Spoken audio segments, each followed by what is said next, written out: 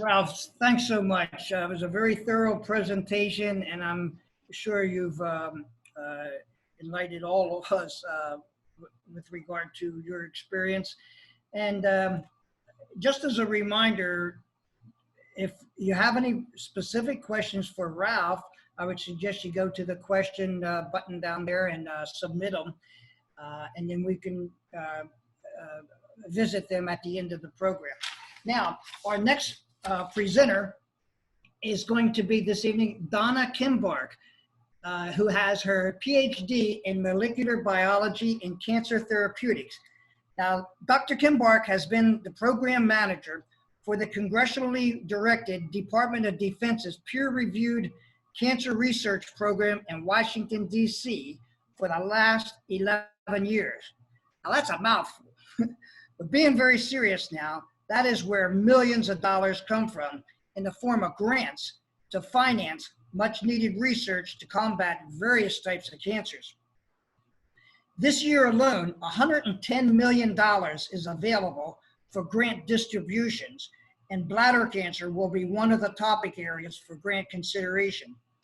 As Ralph mentioned, we both have participated in the Department of Defense's grant review program as patient advocate consumer reviewers, and found the experience to be extremely interesting and rewarding on many levels.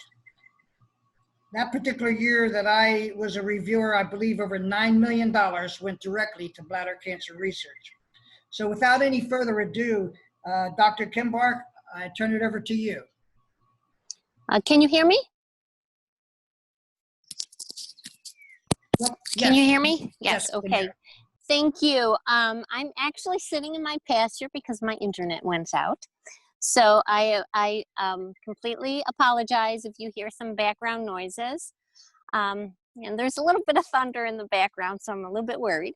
Okay, so I'm really excited to be here. Obviously, I'm excited about being here because I am sitting in my pasture and waiting for a thunderstorm.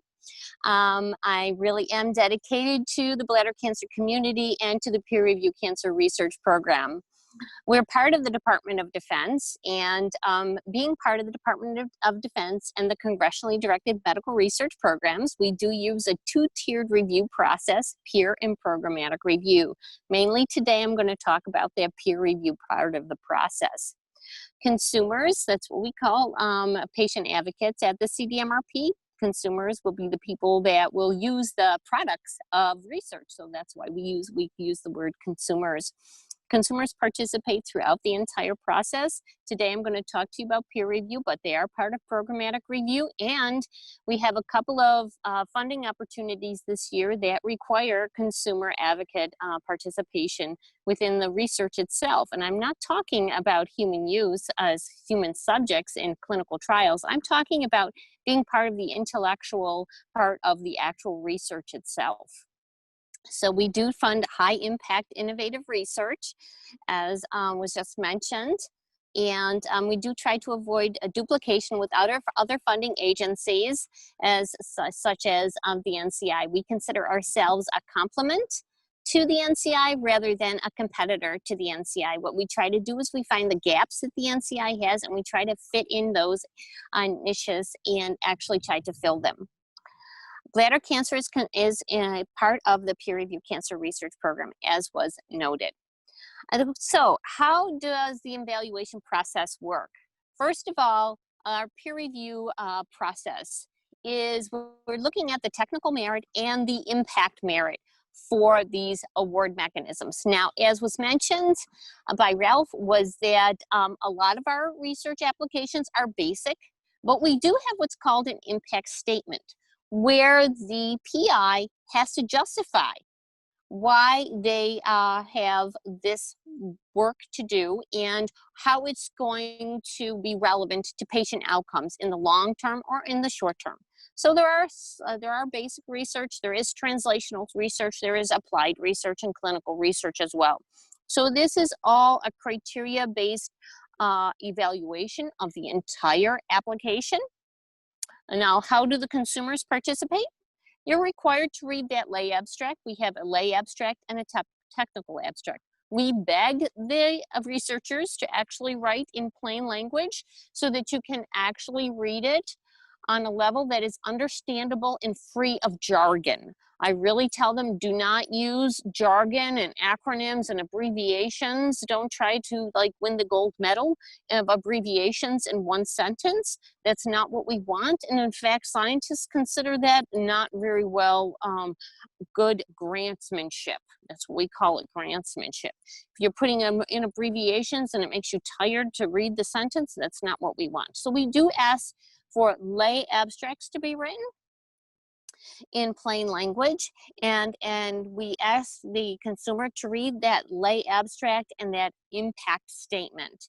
But you're welcome to read as many of the components of the application as you want.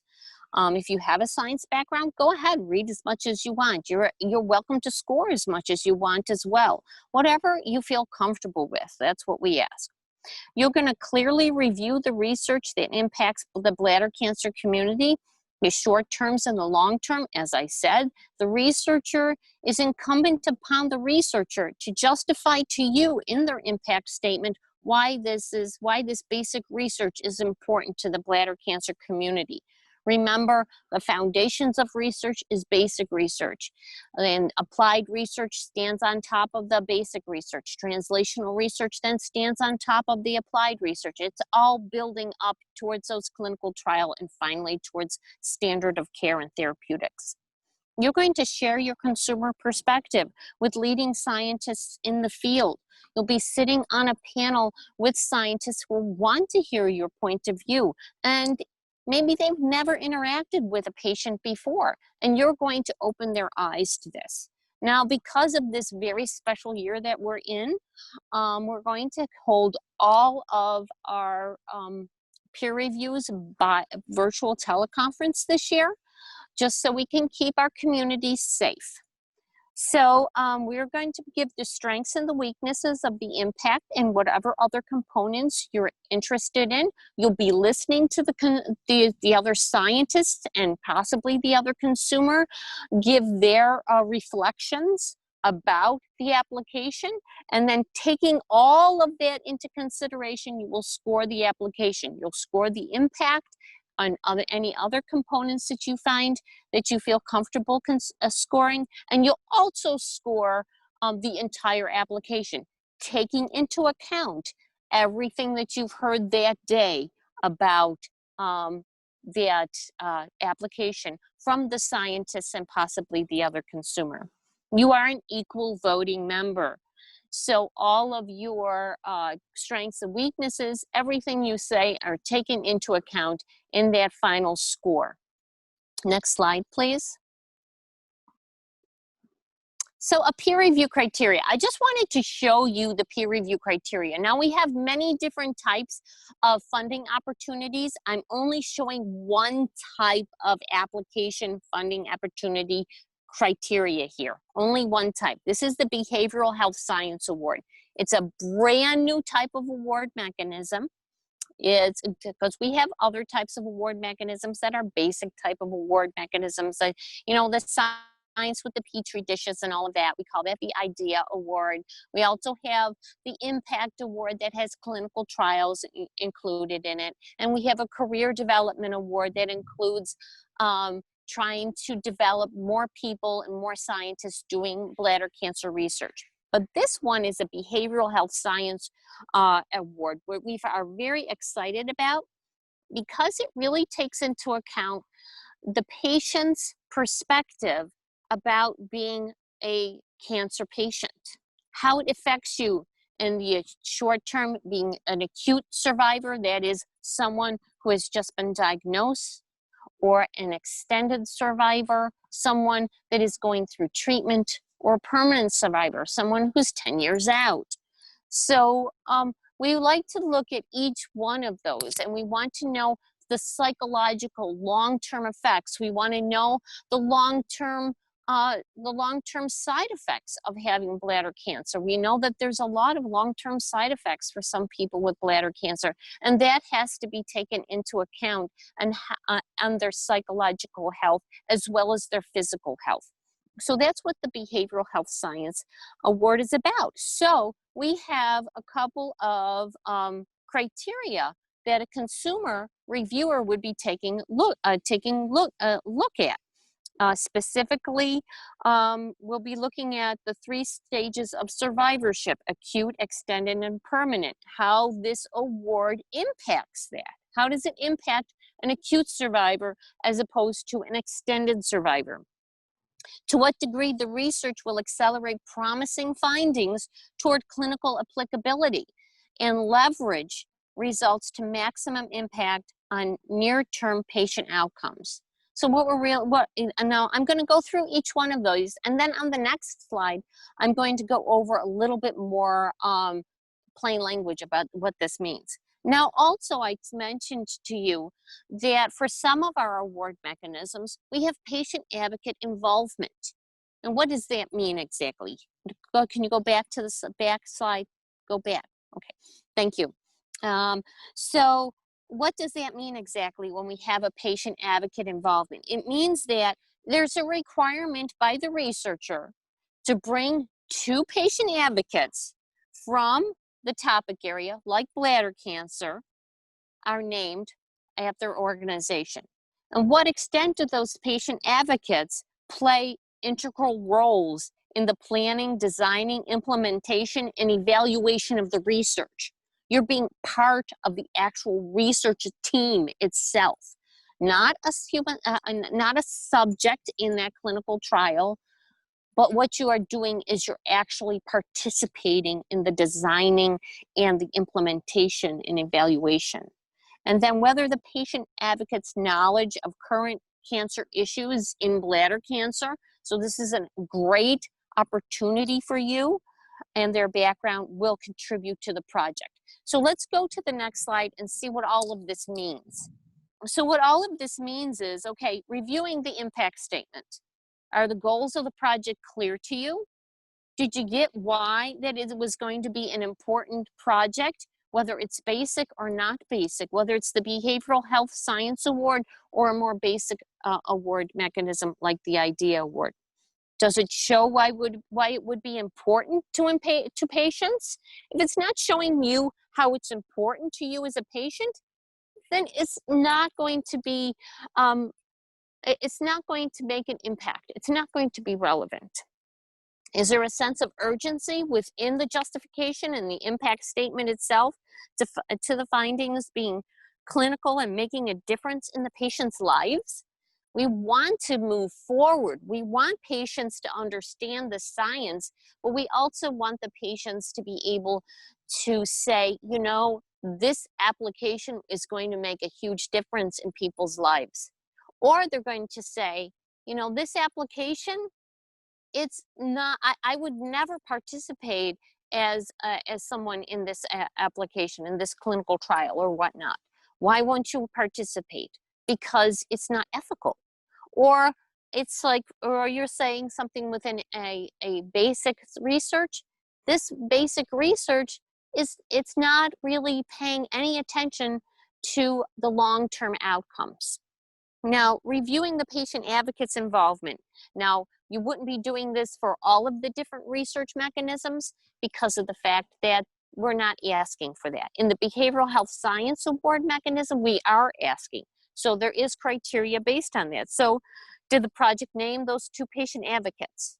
Are they in the right topic area for that project?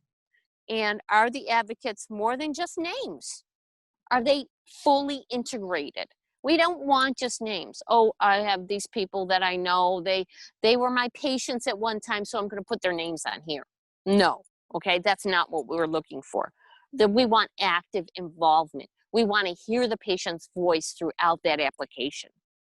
Will the patients contribute to the project itself? How are they contributing to that project as a member of the research team? So that's just some of the actual types of things that you'll be reviewing. So go to the next slide, please.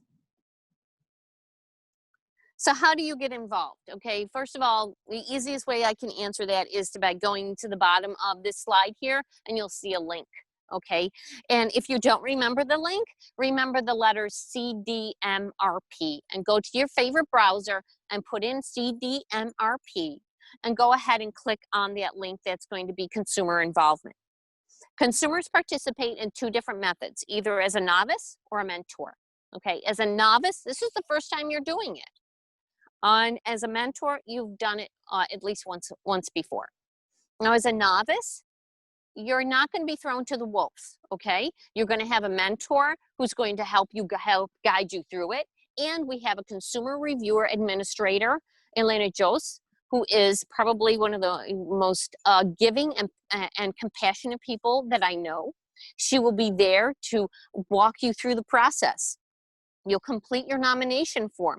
Your nomination form is going to have, your basics, your name, your phone number and all that, your contact information. You're going to have an organization like BCAN, be your nominating organization. You're going to put a personal statement of your advocacy. Why do you think this is important to you? Why do you want to be part of the peer review process? Okay, and your current resume and a letter of support from BCAN.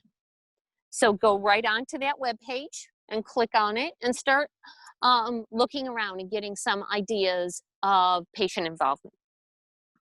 Next slide. And that's it for me.